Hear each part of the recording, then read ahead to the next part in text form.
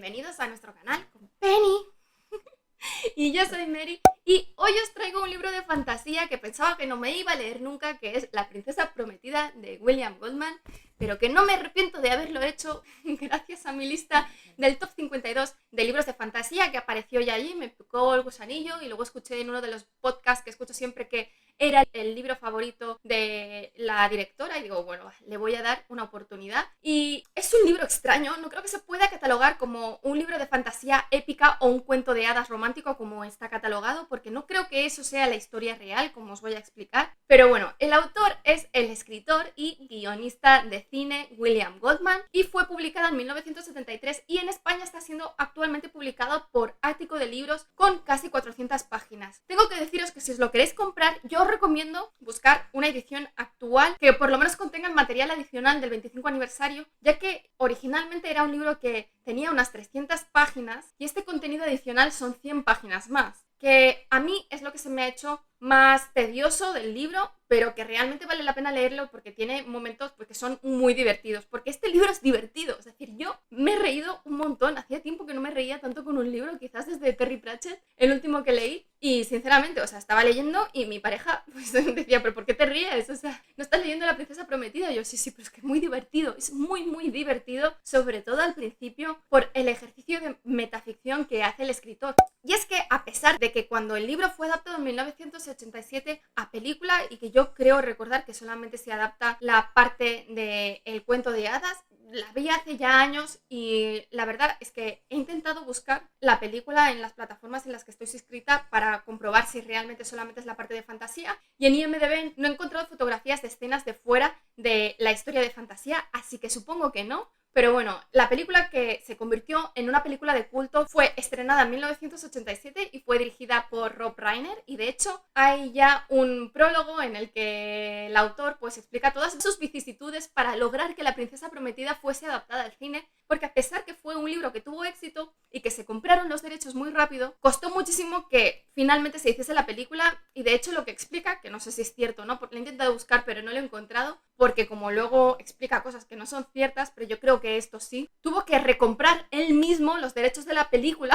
para volver a vendérselos a otra productora y poder hacer la película como él quería, porque de hecho él es el propio guionista de la película, porque era un guionista profesional. Y como os digo, no es un cuento de hadas tradicional porque el estilo narrativo es muy peculiar. Goldman hace un ejercicio de metaficción en el que él no es el escritor real del libro, pero sí lo es decir, si os lo leéis, no os lo creáis. Y el libro original de La princesa prometida se dice que era del escritor S. Morgenstern, del país de Florín, donde transcurre toda la historia de La princesa prometida, que ya os digo que no existe, por lo que es evidente que por lo menos esta parte de la historia es ficción, y del que Goldman solamente selecciona las partes buenas que están relacionadas con la aventura y donde transcurre la acción. Y de hecho, en la propia segunda portada del libro, porque la portada oficial del libro no pone todo esto, sino que pone La princesa prometida o The Princess Bride por William Goldman, pero cuando abres hay otra portada en la que pone que es La princesa prometida, el cuento clásico del amor verdadero y de las aventuras épicas de S. Morgenstern, y debajo pone un subtítulo donde dice que es la versión compendio y entre comillas de las partes buenas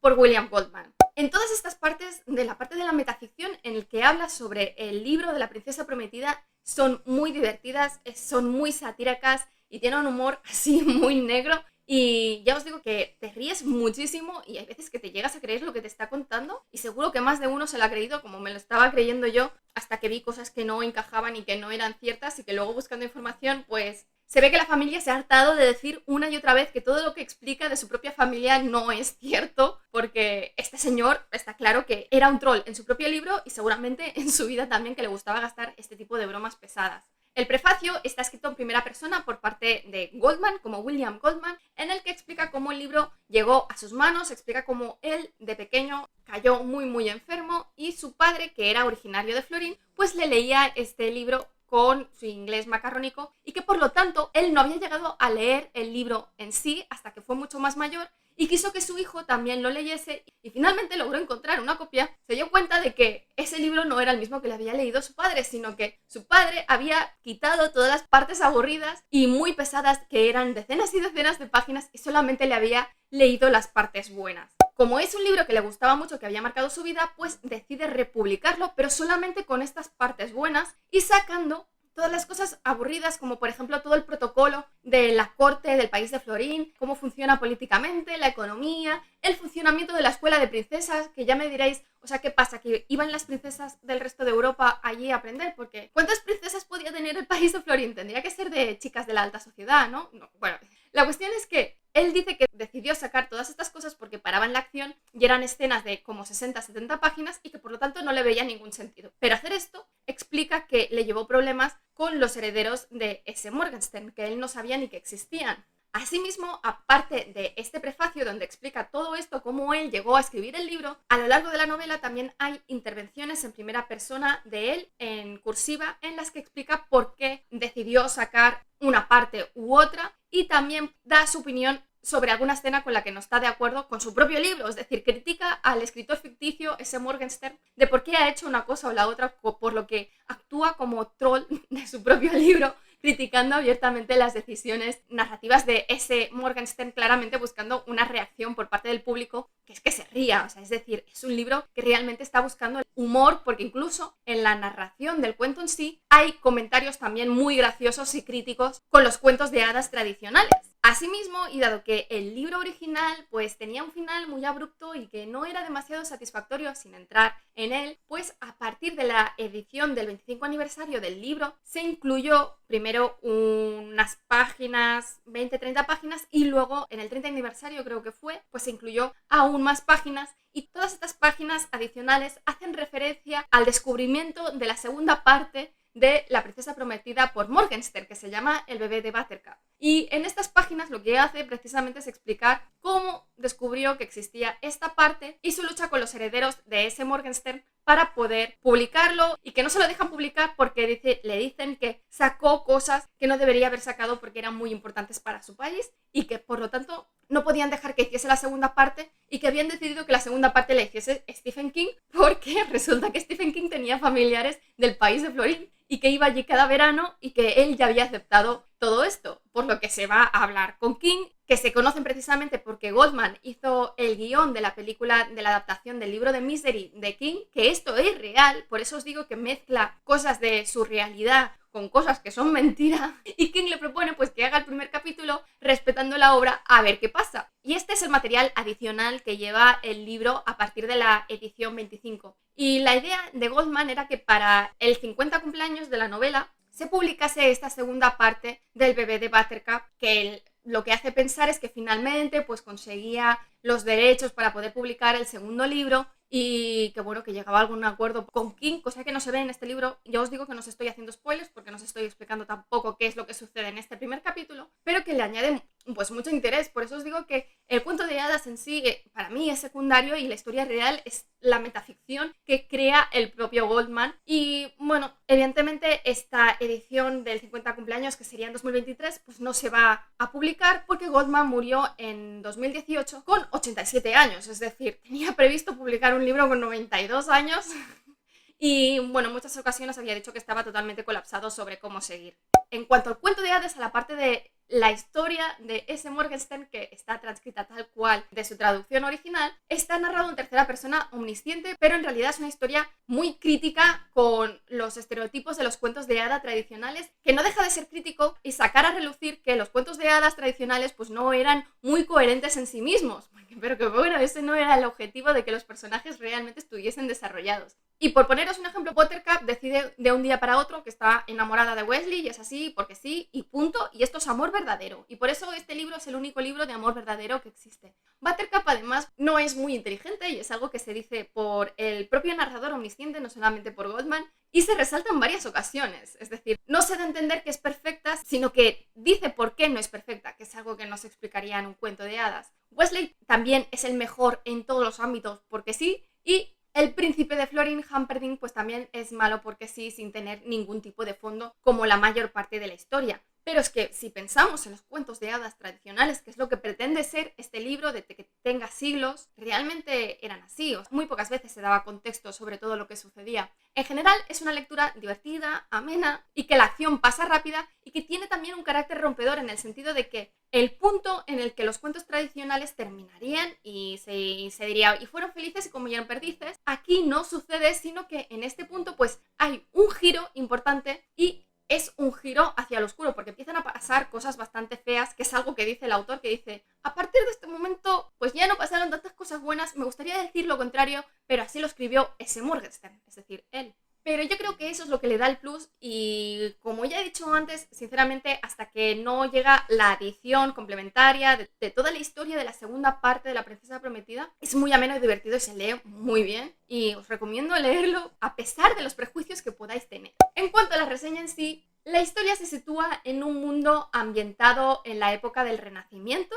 concretamente en el país de Florín, que se dice que está ubicado en Europa continental. Yo creo que quizás donde estaría Dinamarca. No lo dice claro en ningún momento dónde exactamente, pero sí dice que está muy cerca de Alemania y Alemania es un país que existe. Y cuenta la historia del amor verdadero entre Buttercup y Wesley, que por cierto, Buttercup, que se mantiene el nombre de Buttercup en la versión española, en realidad la traducción no es copa de mantequilla, como creemos todos, sino que es un botón de oro. No me preguntéis por qué hay esta traducción, pero no es la princesa mantequilla. La novela empieza de una forma muy divertida explicando cuáles han sido las últimas mujeres más hermosas del mundo desde que nació Buttercup y cómo dejaron de serlo cada una pues de una forma más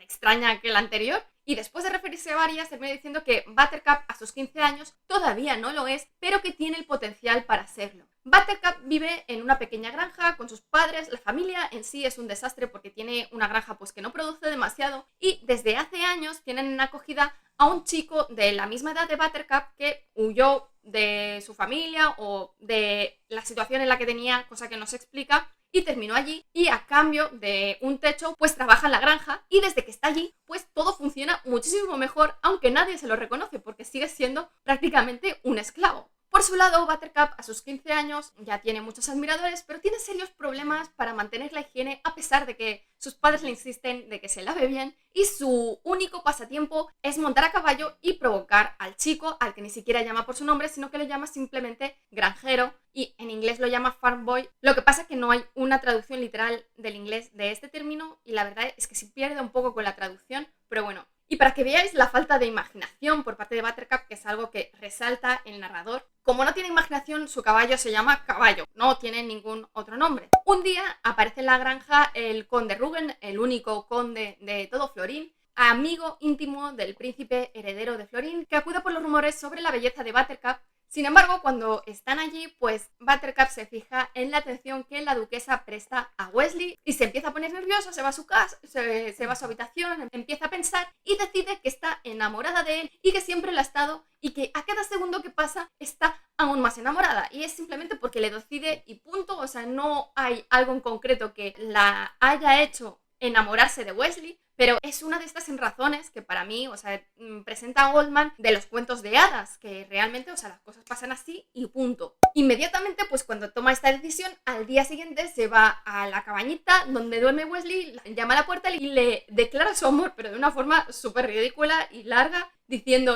y te quiero y no tiene nada que ver cómo te quería hace un minuto porque te quiero aún más, y bueno, suelta un discurso súper ridículo y Wesley se queda allí pues completamente bloqueado y le cierra la puerta en las narices y luego vuelve a abrir y dice, bueno, pues me tengo que ir. Y Buttercup pues se queda destrozada como diciendo, hombre, soy la chica más guapa que hay aquí y de verdad, o sea, me estás rechazando. Pero Wesley le dice que en realidad que ahora que ella le ha declarado su amor, pues no tiene otro remedio que irse para buscar fortuna a los Estados Unidos y volver cuando tenga dinero para poder casarse con ella. Y además, antes de irse, pues le confiesa que cada vez que ella pensaba que le estaba diciendo como desee cuando le pedía que hiciese algo, en realidad le estaba diciendo te amo. Qué bonito.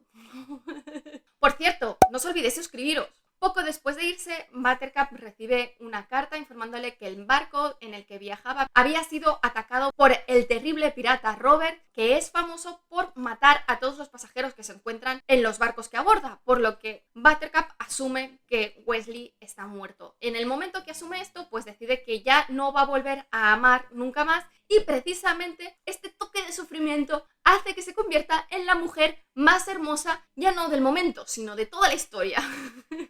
Paralelamente, el príncipe de Florin, Humperdinck, que solo piensa en la caza y en violencia, hasta el punto de haberse construido en su propia fortaleza el zoológico de la muerte, que tiene 5 niveles en los que guarda diferentes animales peligrosos y cada día libera uno y lo persigue y lo mata, para que veáis, o sea, la bellísima persona que es este señor. Y se da cuenta pues que su padre está a punto de morir y que por lo tanto él necesita casarse para poder convertirse en rey. Inicialmente se proyecta la boda con la princesa del país vecino, con el que no siempre han habido buenas relaciones, pero cuando llega la princesa y Humperdinck ve que es calva, se niega en redondo a casarse con esa mujer y se lo toma como un insulto siquiera la proposición de ellos sin que le hayan dicho que era calva, y le pide al conde Rügen que busque una mujer sin importar la condición y que la única condición es que sea indiscutiblemente hermosa. Inmediatamente Rügen piensa en Buttercup y van allí a proponer que se case con el príncipe, y aunque inicialmente esta se niega porque se ha prometido a sí misma que nunca va a volver a amar a nadie, finalmente acepta porque el príncipe pues hace ver que es buena persona y le dice que no le importa que nunca lo ame, sino que simplemente le dé hijos y haga su función de princesa, a lo que finalmente Buttercup accede y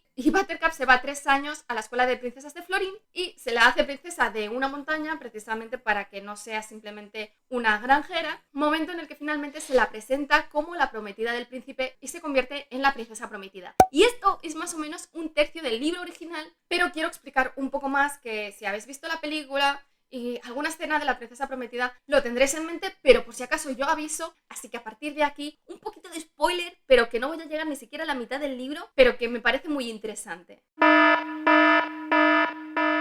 Habiéndose avisado, pues la cuestión es que tal cual la presenta como su propia prometida, es secuestrada mientras monta a su caballo por un trío de mercenarios muy pintorescos. El cabecilla es un genio criminal siciliano, Vicini, que es bastante maligno y que es pequeño y jorobado y que por lo tanto, como no puede llevar a cabo él solo sus proyectos criminales, tiene que tener a otros dependientes. Y estos dos dependientes son, por un lado, Íñigo Montoya, aunque se escribe Inigo Montoya porque no existe la ñ en inglés, que es un maestro de esgrima español que está entrenado en todos los estilos de esgrima durante más de 10 años y durmiendo solamente 4 horas y solamente pensando en entrenar y en entrenar para convertirse en el mejor. Y por otro lado, un gigante enorme, Fezik, que es de origen turco. Y de hecho, es el actor que más costó de encontrar a la hora de hacer la película, precisamente porque necesitaban a alguien que físicamente fuese así de grande. Estos 3 individuos son contratados para llevar a Buttercup a la frontera del país vecino y allí matarla para así provocar una guerra. No se explica quién es que los ha contratado, pero desde el momento del secuestro son perseguidos por un hombre enmascarado